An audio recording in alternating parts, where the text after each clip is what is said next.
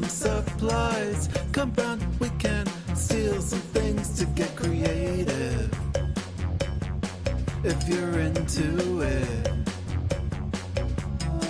we could go out and obtain some materials. Come round, we can borrow some stuff to get messy permanently.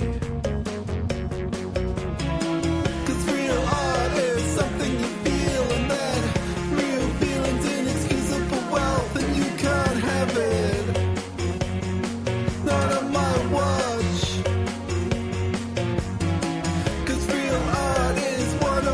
Yes, good afternoon. Let's just fade that bad boy out, shall we? Ladies and gentlemen, boys and girls, children of all ages, welcome along to a very, very, very special episode of The Marketing Matinee with me, MJO. This is a little bit different from what you would normally expect from this award-winning shambolic omni-channels of a radio show. This is something that's a little bit practical, a little bit smart, a little bit useful. Because as we know, we are now at the most wonderful, wonderful time of the year. I know you're going to say we've just had the most wonderful time of the year, but no, au contraire, mon frère. We are at a point of the year where everything resets back to zero. So all your previous year's marketing, all your previous year's business, it all hits back to zilch. So you start with a fresh page, a brand new notebook, a clean slate. But therein lies one all-important question, which I don't think we can ignore. If we're going to start 2025 on the best foot, we're going to step out into this brave new Trumpian world, unfortunately, and try to make the best of our marketing, try to make the best of our business, and try to really help ourselves achieve our goals. How can we do that if we haven't assessed what we've done before? How do we know that the work that we're going to be doing in 2025 is going to help us achieve what we wanted to achieve when we haven't actually looked back at what we've done in 2024? Well, the good news is that this is what this webinar is all about. We are here to explore what a marketing audit is, how to make it work, and how you, anyone, regardless of your marketing expertise or lack thereof, can do this and do this well. So let's kick things off in a very big way, because this is what today's award-winning hour-long, well, we've got an hour. It could be more, could be less. I'm hoping it will be somewhere around the 50 to 55 minute mark, depending on how long I yabber on for. But this is what we're going to cover today. So the first part is, what's the point? Why do we do marketing audits? Why should you do a marketing audit? And why would you even deign to consider it part of your strategy for 2025? Part two is how to prepare for them. You know, it's not a case of just rocking up, rubbing your hands together and saying, right, it's audit time. Let's get things cracking. There's a method to the madness. There's a way you go about setting things up so you can tackle things in a very unique, very specific way so you can get the most out of it. Third part is the 5 parts of a marketing audit that I go through whenever I am conducting a marketing audit. There's a logic to each of these parts, and it all kind of flows sequentially. So this will explain what those 5 parts are. And finally, what comes next? What do you do after you have done a marketing audit? What is the next thing that comes up in your workflow? And so we're going to cover all of that and then some. So this is all live on linkedin.com. So I'm just going to very briefly check to make sure that this is coming through loud and clear. Wow, it's extremely exciting, isn't this? I'm overwhelmed with goodness, and I can see that it is coming through loud and clear. So if you have any comments, if you have any thoughts, any concerns, any questions, any kind of bits and pieces, by all means, please send them through and I will answer them. But let's kick things off marketing matinee style because we have issues and we need to talk. And let's talk, first of all, about what a marketing audit is not. So when we think about marketing and we think about audits, we think, this is a chance for me to kind of rub my hands together and just fix all the mistakes that I made. I'm not going to, not going to err on the side of error ever again. I'm going to do things properly. And it's not really about that. This isn't an exercise in finding the things that you've done wrong. And this isn't a chance to retroactively fix your marketing efforts. What this is actually all about is it's something a little bit more strategic, a little bit more thoughtful, a little bit more circumspect. It's not a chance for you to retroactively fix your marketing efforts. And by that, I mean you will spot errors almost straight away.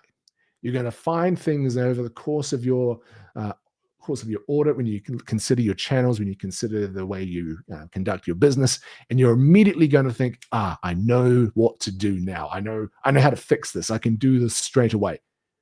Don't do that. Don't do that during the audit process. There is a logic, and there is a thinking, and there is a reason why you use this process to collate as much information as possible and analyze that before taking any further action. So this is about collation. This is about being honest about things that have come before you, and it's also about it's not about fixing things as you go. This is an honest and open dialogue you will have with yourself about your business, and because it's open and because it's honest, you need to be willing to accept that you might have made mistakes and to have those mistakes just sit for a time being. What it isn't about, second point here, is taking a trip down vanity metrics boulevard. And by that, I mean, it's not a chance for you to give yourself a pat on the back and say, I got 20,000 impressions on that LinkedIn post. My podcast has grown by dozens of people. Woe me, I have smashed it. Or to say, my posts aren't as exciting as they should be. No one cares. No one wants to engage with it. Blah, blah, blah. This isn't what an audit is about. This isn't the chance to just have a look at the scoreboard and say, I did really well. That will form a part of it, but it's not a chance to just kind of look at these numbers for the sake of looking at it. It's about something a little bit more holistic, something a little bit more business focused. And the final part, and this kind of ties in with the first point, it's not a chance for you to jump ahead to the planning stage. It's a temptation you have when you go through and you review and you audit the work that you've done before, the marketing you've done before. It's to go through and say, oh, well, next year I'm going to do this, or we should do that, or we should open up this page, or we should change our content strategy to this. It's very tempting especially when you confront the mistakes that you've made and you know what those mistakes are and you know how to fix them. It's very tempting to say, right, this is what I'm going to do. I'm going to do that right now. Resist that temptation. That will distract from the audit process. This is all about, again, taking in as much information as possible and reviewing it and doing it in an open and honest way. It's not a chance to start putting things together for the rest of the year. That will come, but you can't do that unless you've got a full stack of information at the ready.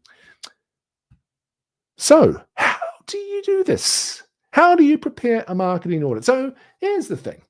Whenever I work with a brand, I work with a business, or if every company I've ever joined as a head of marketing, a director of marketing, everything I do, or everything you want to do here, is predicated on giving you the best platform to be able to assess what has happened before and how you can go forward into the future. It's a very, very monotonous process, I will say. You will spend a lot of time examining things and asking questions and getting bits of information, which at a point is going to start to feel a bit repetitive. You're going to start to see themes emerge in your marketing, which very, very rarely do marketing channels kind of like exist in isolation. Everything is sort of interconnected, and familiar themes and ideas and mistakes and points of improvement will start to bubble up. But it's important that you do this process. And the thing about what you should consider worthy of a marketing audit is, I think a lot of people think it's all to do with marketing channels. So I'm going to be looking at my social profiles. I'm going to be looking at my LinkedIn profiles. I'm going to be looking at everything that I have ever done from a marketing point of view. And when you think about marketing, you regrettably, you do think about the coloring in department style of marketing. You're going to be thinking about all the sort of the fluffy stuff, the outbound stuff. But I would challenge you to think about auditing your marketing a little bit more specifically. I want you to think about marketing, and I want you to think about brand outreach through this lens. So when you think about what is worthy of being considered part of an audit, I want you to consider every point of contact between your brand and your clients/customers. Every single point of contact. So you're going to say, well, okay, does that mean I have to include, the customer service hotline? Does that mean I have to include my AI chatbot? Does that mean I have to include, my Google reviews, my Trustpilot page? Do I have to include my blogs? Do I have to? Yes. If it's a point where your brand interacts with the people you want to be paying attention to you or buying from you, then that goes into the audit. So this is about more than just assessing your open rates. It's more than just looking at your social media reach. It's about something a little bit more meaty. So, okay, how does my brand interact with my customers? How are my customers receiving my brand or engaging with my brand and interacting with it? And what is meaningful about that? So here are 3 questions. 3 questions that will shape how you conduct your marketing audit when considering any marketing channel. Any marketing channel. So here's the thing. I'll show you very shortly how you go about categorizing what those marketing channels are. But from a very basic level, from the very beginning, the question is, you should ask yourself, why did we choose this particular channel? It's very basic. It's so basic, it's almost insulting.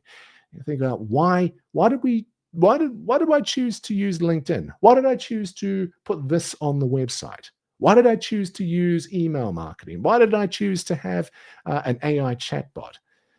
So when we think about, it's the first thing we think about. There's always a kind of overall broad reason why you why you chose to use a particular channel or chose to engage with your customers in a specific way. So this is a chance for every single channel to ask, hey, why did we choose to do this? Second question is, what difference was using this channel supposed to make to us?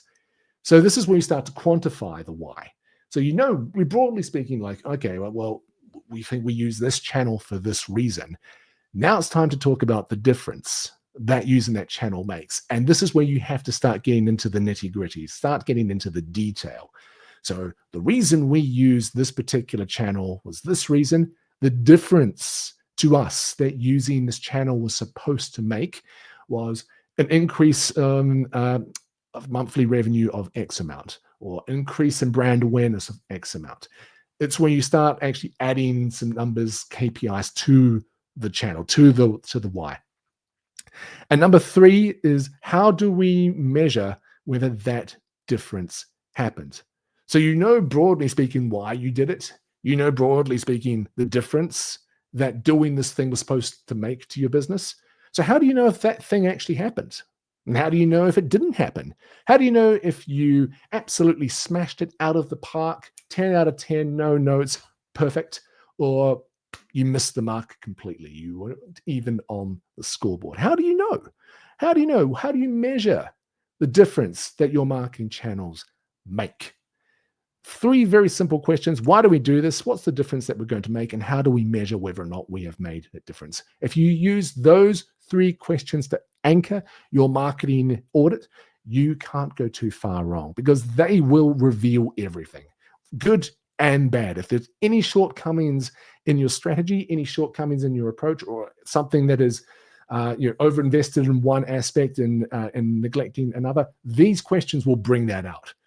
And this isn't about pointing fingers. Just remember, this isn't about putting the blame out there and saying, oh, I can't believe I did this. I can't believe I can't answer question 2. Oh, I'm a bad dog. No. You're a good dog. You're an absolute 10 out of 10 good dog. What you need to do is just use this as an opportunity to be honest, because this is all about, an audit isn't about catching people out. It's about taking responsibility, and it's about using that to develop and to go and to grow and to go forward. So 5 stages of a marketing audit. This is the 5 stages that I go through every time I audit a market, audit a brand or a business, and I look at their marketing. And this is the thing, it works for just about every industry. It works about for every kind of business, whether you're B2C, B2B, you're not for profit, this will work. And you're going to say, Michael, a templated approach to marketing, I'm not so sure about that. I'm not so sure that's going to work. The thing about this is broad enough to be able to be applied to the aforementioned categories, but it's also niche enough. You can also dive in deep into the detail, because this gives you scope to be able to explore as much information as you need and to get as much information as you need. It's always going to be open to interpretation, and it's always going to be done on the basis that you will understand what to do next, and you will use your intuition and your knowledge and your understanding to move forward. But it's not so prescriptive that you can't use it across any business. These things will work in just about any platform. So before we take a look at marketing, so we need to look at our business. Stage 1 is all about defining business success, because as much as I love to talk about, marketing tactics, and I love to talk about marketing execution, and I love to get into the creative side, the reason why you engage in any kind of marketing activity is to help your business achieve specific goals. Most of the time, those are revenue-based goals or lead generation goals or brand awareness goals. But there's a reason why you do a specific thing for your business, because your business will have specific goals, which aren't exactly tied to marketing, but they are enhanced and they are enabled by marketing activity. So before we even look at marketing, we need to look at our business. So the question you have to ask yourself is, what were my business goals over the past 12 months? If you're going to be looking at 2024's marketing efforts, if that's going to be the time period in which you're going to conduct your audit, so you can't just go ahead and ask yourself what the marketing goals were. You need to kind of row back a bit and ask yourself, okay, what were my business goals over the past 12 months? What was the thing that this business that I'm running or operating or leading the marketing of, what was it actually hoping to achieve? What was the measure of success for my business? Was it to increase revenue by X%? Was it to increase client acquisition by X%? Were there non-revenue goals that were important to the business? Was it to increase our DEI kind of awareness? Was it all about hoping to get ourselves nominated and shortlisted for awards? There will be any number of business goals which are uniquely tied to what your business needs to do, but you need to know what the hell it is the business wanted to achieve. What was it that the business needed to do over the past 12 months that marketing was there to help achieve? So once you have a sense, or you have a very good idea about what the business was meant to do, that will give you an idea of whether or not your marketing has been set up to help you achieve that.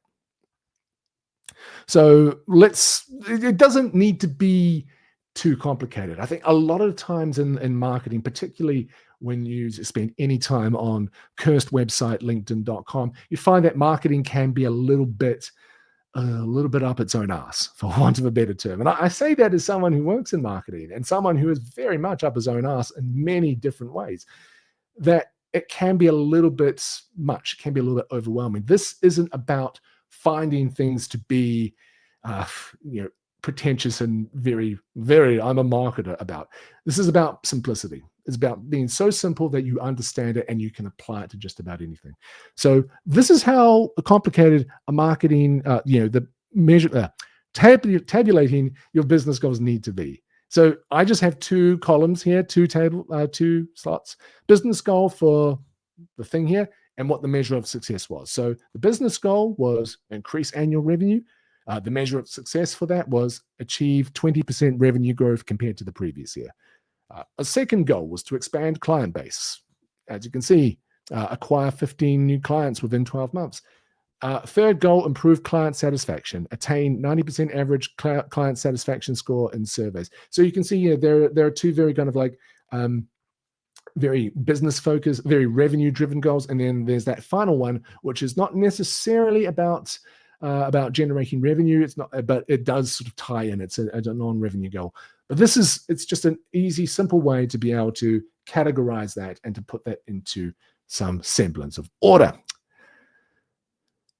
Stage number 2, draw up a list of all your marketing channels. Now we're getting into it. Now we're going to have some fun, ladies and gentlemen, boys and girls, children of all ages. This is where you can start putting on your marketing hat and say, hey, I'm here to do the marketing 2-step. That's what that's all about. Ladies and gentlemen, this is a list of everywhere your brand touches your clients, customers, prospects, and you split those out between outbound and inbound channels.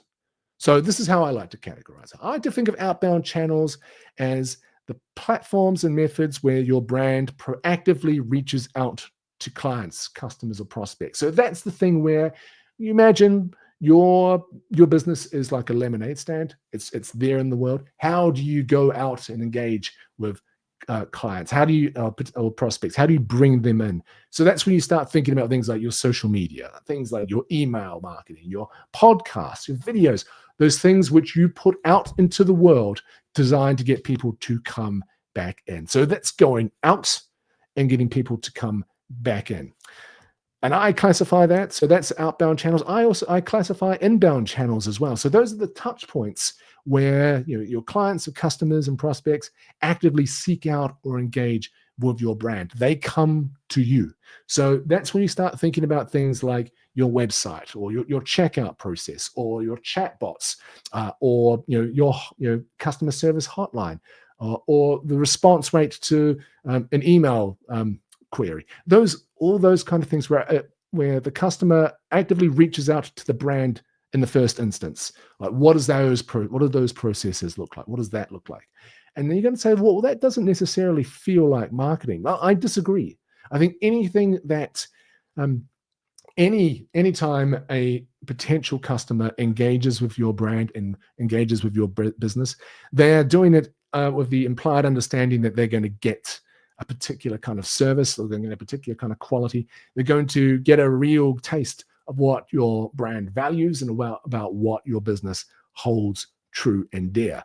So it's all well and good having the flashiest advertising, marketing campaign, slickest P2P, PPC, beautiful 10 out of 10 no notes campaign if the actual process of buying your product sucks, or the process of ringing up to register a complaint sucks, or just sounds and feels like no one at your brand really or business actually cares beyond getting people to give them money.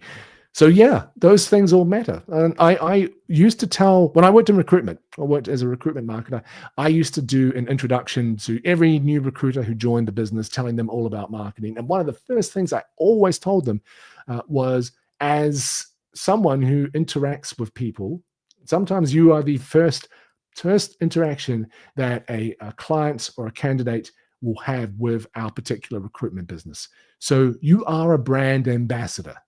So what does that process look like? How do you measure that? How do you engage with that? What's the kind of feeling you want clients, candidates, anyone to get off the back of someone calling them up for the first time? So when you start thinking about points of contact with your customers, you start thinking, oh God, this is about way more than our website and our social media. This is about everything. And it's absolutely worth including and absolutely necessary to include. So to put it very simply, if your business initiates the engagement, it's an outbound. If the client or prospect initiates the engagement, it's inbound. It's important to include everything that you have used, even if you no longer use it.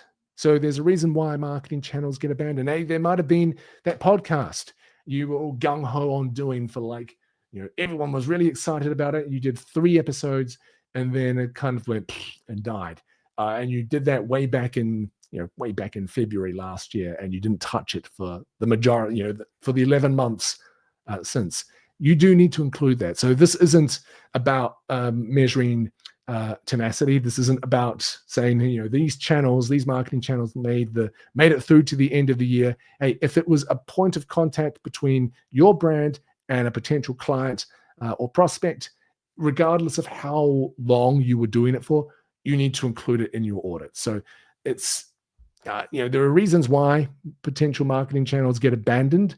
And I think it could be a one-off or it could be indicative of a pattern, but you need to include everything. Absolutely everything gets included in this mix. So stage number 3.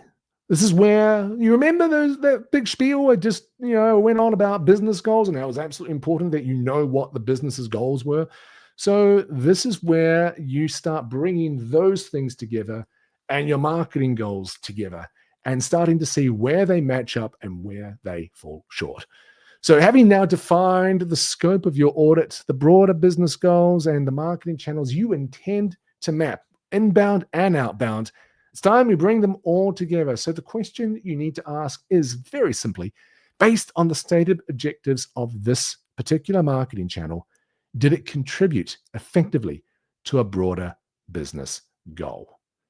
So the reason why we started using email marketing was because we wanted to have regular touch points with our clients, because we know that when we send emails out advertising particular deals or particular things that are for sale, we see an increase usually in web traffic, in checkouts, et cetera, and that helps our business goals because one of our broader business goals was to increase revenue by X amount, et cetera, et cetera. This is where you start tying all those things together. So let's look at this for an example. So let's just say you've got the company website. So it's an inbound channel. Because this is where a customer comes to engage with your brand.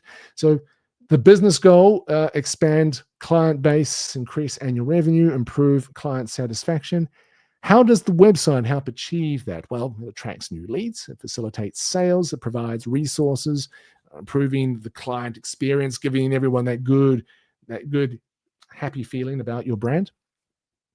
And what are the measurement metrics? Traffic analytics, conversion rates, bounce rates, client feedback, all of those things that you use to measure whether or not your website has been effective or has achieved what it's meant to achieve or done what it's meant to do.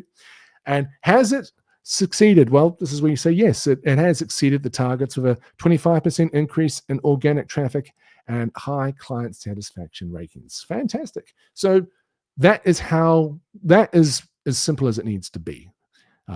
You say what the channel was, what the goal was, what was the difference that goal was going to make, how were you going to measure whether or not that difference has been achieved, and then the evaluation. Hey, did we achieve it? Did we actually get there? Yes, we did.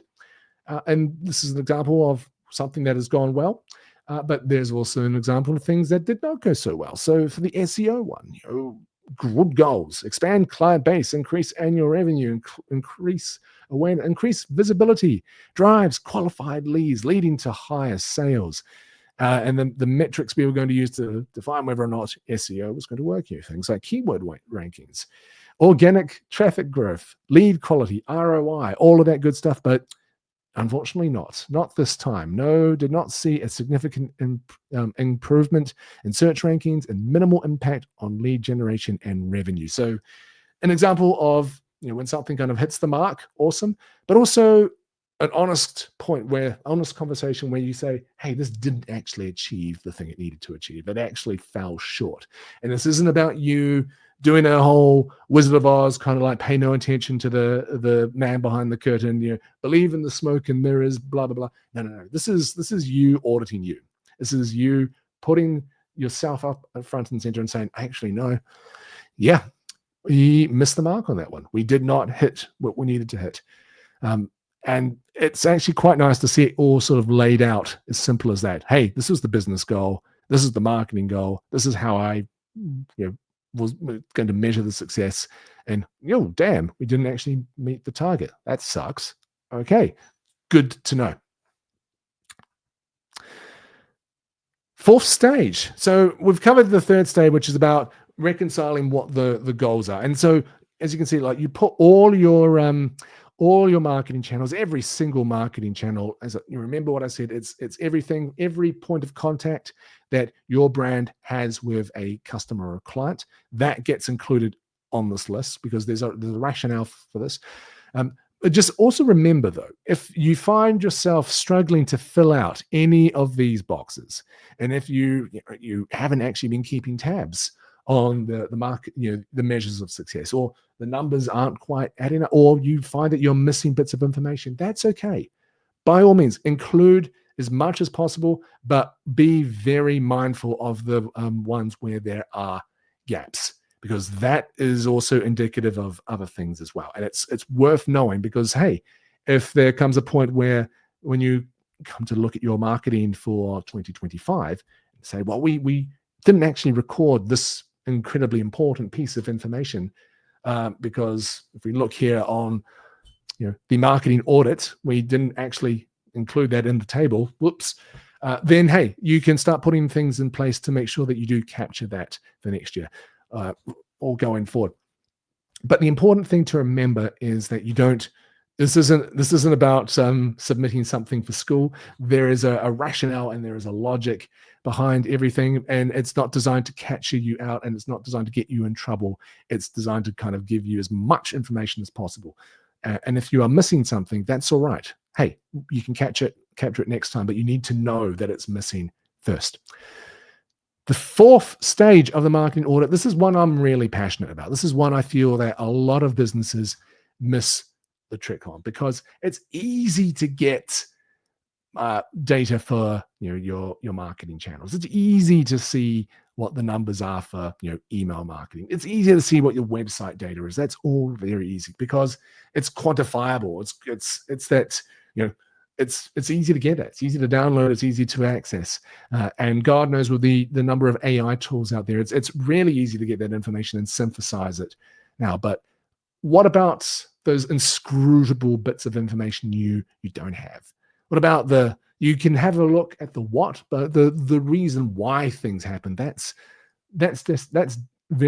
interesting. It's something that a lot of marketers miss. So point 4 of the five stages of the marketing audit, number 4 is talk to your clients. See, one of the biggest misnomers in marketing is that its impact can be assessed entirely with data. And this is the thing about marketing. We fall in love with data. We're like that movie with that 80s movie with John Cusack standing outside with a boombox over his head playing In Your Eyes. This is what we're like. Marketers are like with data. We're all about we're so in love with anything that we need to know just exists in data form. It's not true. It's not true. It will give you a pretty good sense, but there's always going to be some inscrutable quality that you are missing, which can only be found by actually asking your clients or your prospects or anyone else, why? Why did this? Why? What is your feeling about this? Why? So data tells a huge story, but it's not everything. So a good marketing audit needs both of those things. It needs that quantitative stuff. It needs the data. It needs the numbers. It needs the spreadsheets, but it also needs that qualitative stuff as well, that inscrutable, unmeasurable vibe sort of thing. You need to be able to speak to your clients, speak to your customers, and find out what they're feeling. You need to take their temperature. So you can't go very far wrong by asking, hey, we did these things from a marketing point of view. Our business goals with this, marketing goals with that. We broadly think that we've achieved this, but from a qualitative point of view, did this marketing channel help make my customer's life better? And so you might think, well, that sounds a bit airy-fairy, Michael. That's just a little bit. I'm not quite sure about that. We're not talking about changing people's lives in a dramatic, massive way. You're not going to all of a sudden give them superpowers or help them, make them instantly better human beings. Sometimes like you can improve a customer's life by, hey, being like producing a product or a service that makes their life just it makes their work life a little less tedious, or it's just it's less of a ball ache, or it's a lot faster, it's a lot more efficient, a lot more integrated with your own tech stack, etc., etc. So do these marketing channels, these things that we're putting time and effort into, money, God, are they actually making my customers' lives better? Are they actually, adding value? I kind of cringe when I hear the phrase adding value, but it's basically what it is, isn't it? It's, have we actually improved, offered any kind of improvement? So what do I mean by qualitative data here? So it's the context behind the data. So this explains why certain channels were received in certain ways. It adds a human voice into the conversation, because oftentimes when we look at data, we sort of try to extrapolate meaning from the numbers. Like, oh, we can infer from these data points that people like this or people don't like the website. But you need the human voice. You need to have a voice outside of your own head, your own marketing team, your own business, to explain why. And having a client provide that voice is absolutely manna from heaven. Take that home to grandma. It is 10 out of 10 gold. And it allows your clients to tell you point blank what they like, what they didn't like, and what they want from you. There's very rarely do we find ourselves in a position where we can sit down with our clients, with our potential customers, and say, hey, we did this thing this past year. We did this, we enacted this particular marketing channel. It was designed to do this for our business. Did you like it? Was it good? Did it actually enhance the experience of engaging with our brand? Yes or no? And this isn't about trying to call yourself out and get yourself in trouble. This is simply about saying, okay, this is a potential gap in our knowledge, and this is a potential thing that we can work on. But very rarely do people do this when they do this. Very rarely do they, thinking that they'll it's either too hard or they just don't want to get any kind of negative feedback. But the thing is, it's all about attaining as much information as possible so you can build a stronger brand for what comes ahead. And as far as I'm concerned, that's a good thing. So what kind of questions do you want to ask during a feedback interview? So when you talk to your clients and your customers, your questions need to be open. They need to be designed to engineer a conversation. This isn't about a survey where you get someone to rate it on a 1 to 5 scale or tick box exercise. This is literally about an opportunity to get your client to tell you about their pain points, to get your client to talk about the way your brand addresses those pain points, to explore the ways your marketing efforts confront those pain points, and to articulate the dream way of having those pain points addressed. It's literally about getting your clients or candidates, your clients or your customers to say, hey, when I'm doing business or when I'm trying to engage with something, or the reason I would use your particular brand is because I have this particular problem and your brand on paper solves it. But what I found is that your channel for doing this works or doesn't work in this way, or it sucks on mobile, or the time spent getting this turned around is bad. This gives you sort of inscrutable information that the data doesn't. And that's why it's absolutely 100% worth talking to your clients, engaging with them, asking them as many open questions as possible, because the more information you have, the more robust your audit will be and the stronger it will be going forward. So yes, you want those questions to be open-ended, because the idea is to get your clients to just kind of spell out the answers, to divulge as much information as possible, and to be as open and honest as possible. This is about being honest. Honesty is at the crux of this. This is what we want our clients to do. We want them to engage with us. We want them to get, really into the nitty-gritty here with us. Use a bullet point script. So don't feel obliged to ask questions as written. So if you've got like a question and answer sheet, I find oftentimes people can tell when you're reading or reciting a set of questions off a list. And it's going to come off as, oh God, this is tedious. I just want this to be over with as fast as possible. The benefit of using a script to ask, bullet points to ask questions, or to kind of cover off the points that you want to cover off, is that it allows you to be more organic. It allows it to have that kind of degree of spontaneity. And for the most part, it allows you to kind of jump between sections if need be. So if the client mentions a particular channel which you weren't prepared to ask about at that point, but hey, they've asked about it now, you can be nimble enough and agile enough to go and ask questions about that. So if the conversation's more organic, and if it's more organic and it's more natural, you're going to get better answers. You're going to get more organic, more natural answers.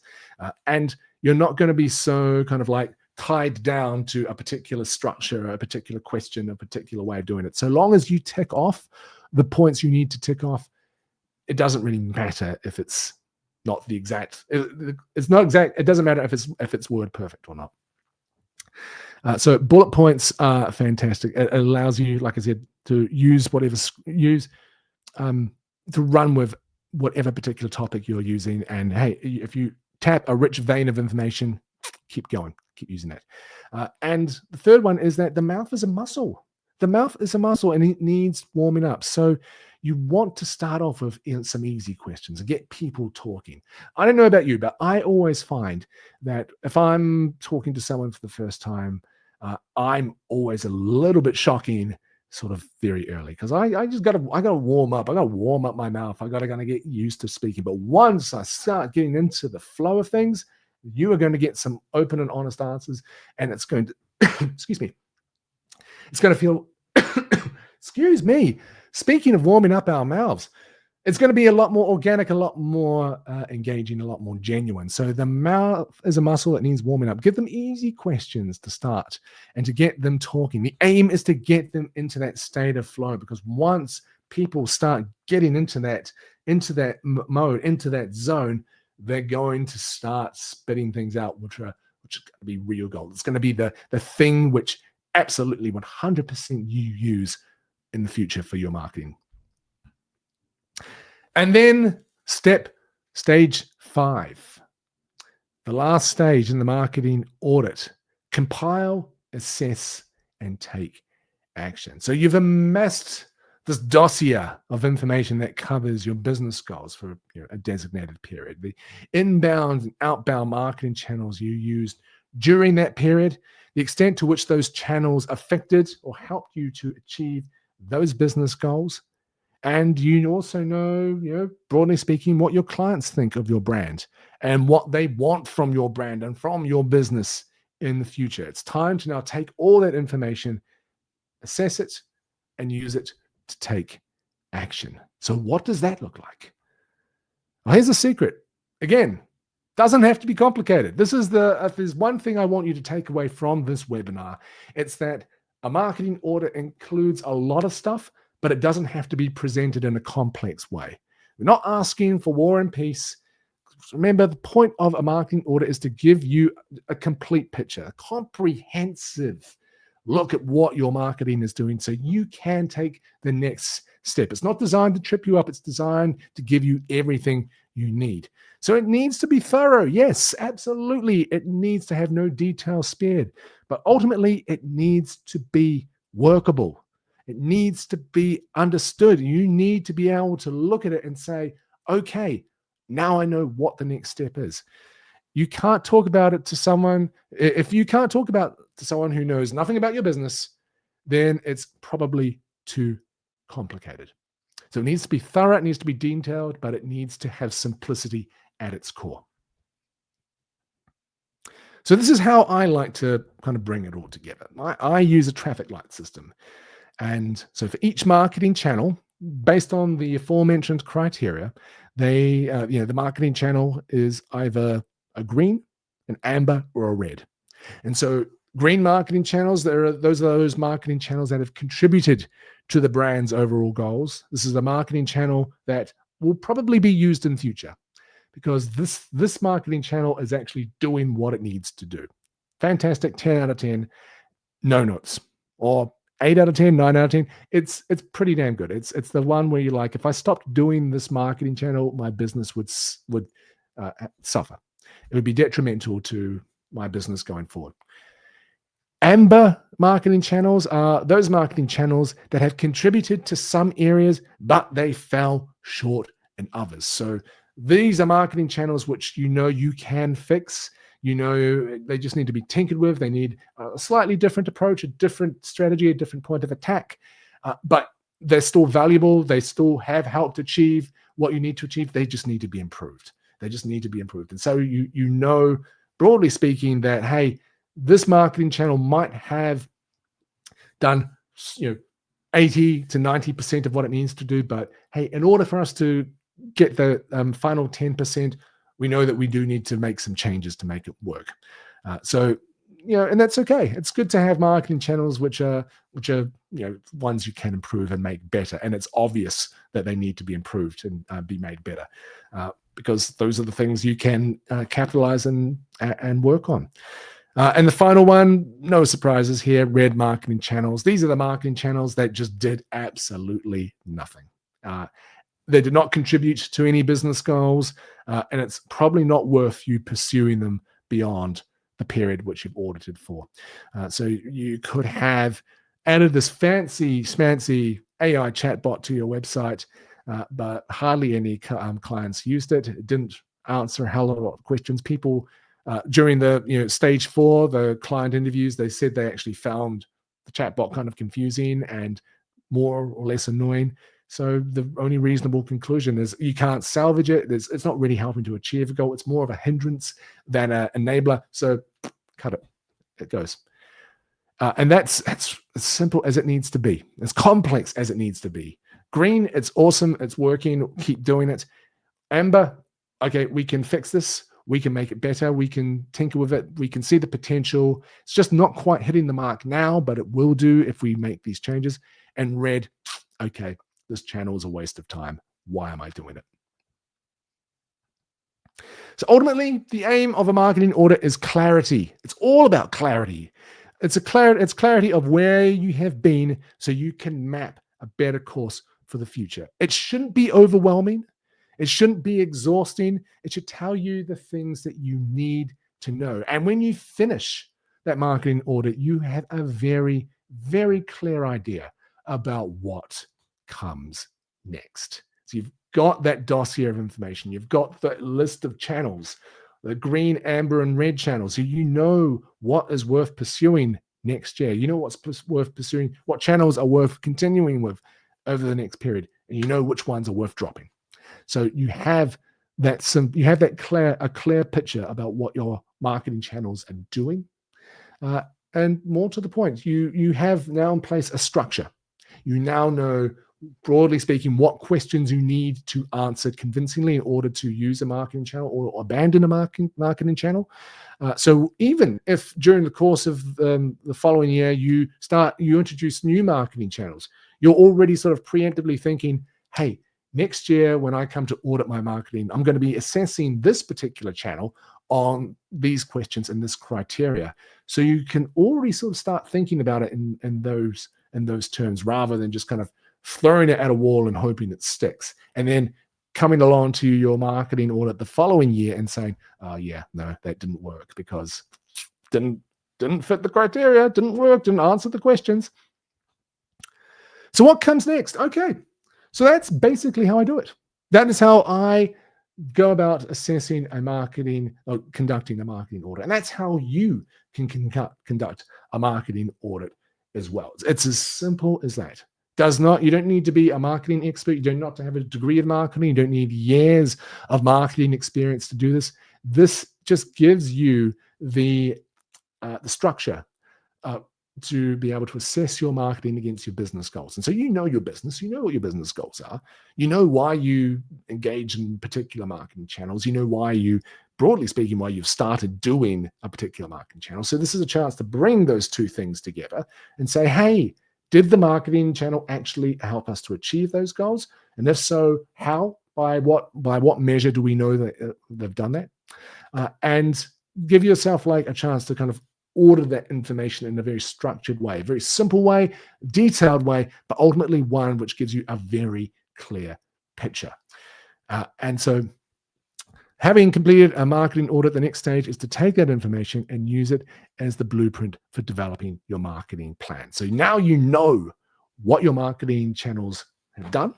You, broadly speaking, know which ones are worth pursuing. So now you've got more or less the information you need to start thinking about what do we do next. And so now it's time for the gratuitous promo, self promo. So I run a business called MJO Creative. And one of the many things we do is we do this as part of our process. When we work with brands for the first time, one of the first things that we do is we conduct a full marketing audit as part of our total marketing reset. So essentially, we'll run an audit of your marketing and business operations that give you the info that you need to build those marketing plans. You then get the marketing plan off the back of the audit. So we'll audit your marketing, tell you what's working, what isn't working, conduct a marketing plan that does help you achieve your business goals. And then you get ongoing support from me. You get me sort of like in your ear, kind of like the rat from Ratatouille. Now that's a glorious reference right there, isn't it? So the rat from Ratatouille telling you this is how you do it. This is, remember to do this. Remember to consider that. This is everything. It's an assessment of what you've done, what your business wants to achieve, and a marketing plan to help you achieve that. And so I do that over the course of 8 to 10 weeks, depending on the size of the business, depending on what they want the business to achieve. And for firms of up to 3 people, it's going to set you back a lovely investment of £2,500 and £5,000 for teams of 3 plus. So that gives you a complete marketing audit picture plus a blueprint, a marketing plan for the following 12 months. So it's essentially a marketing plan, a fully thought or considered detailed marketing plan for the next 12 months, sort of out of the box that you can use to enable and to access it, and then to go forward. And ladies and gentlemen, that is how I conduct a marketing audit. I'm just going to take a quick squiz here at oldlinkedin.com and see if anyone has any questions. If anyone has any questions, any comments, please leave them. I think I can see them here in the chat. I can also see them on LinkedIn. But again, I know that the benefit of doing one of these webinars is that they do exist in perpetuity. They sit there forever, and then you can watch it on demand. So my inbox is open. My inbox is always open. So please drop me a line, drop me a DM, and to arrange time to have a one-to-one. I run free half-hour power hour, or half-hour power hour. Oh, that makes perfect sense. 30-minute sessions where I will, happy to discuss any marketing related issue, whether it's to do with audit, whether it's to do with a particular channel, whether it's to do with a particular a way of doing things, or even just best practice for you're doing something and you just want to know, hey, is this how you do it? What's your read on it? I am an open book. I am more than happy to talk about it, as well as all things to do with photography as well. If photography is something your brand is considering, then yes, that's one of the flagship offerings we have at MJO Creative. So happy to discuss anything to do with marketing, anything to do with photography, anything to do with content, anything to do with a marketing audit. Drop me a DM and find out, and we can go from there. So I'm just looking here and we don't have any questions. So I think we're going to call it a day here. So my name is Michael John Oliver and my website is mjocreative.co.uk. That's mjocreative.co.uk. And so drop me a line. Find out more. If you have any questions about today's webinar, please drop me a line. Otherwise, thank you very much for tuning in and we'll see you next time.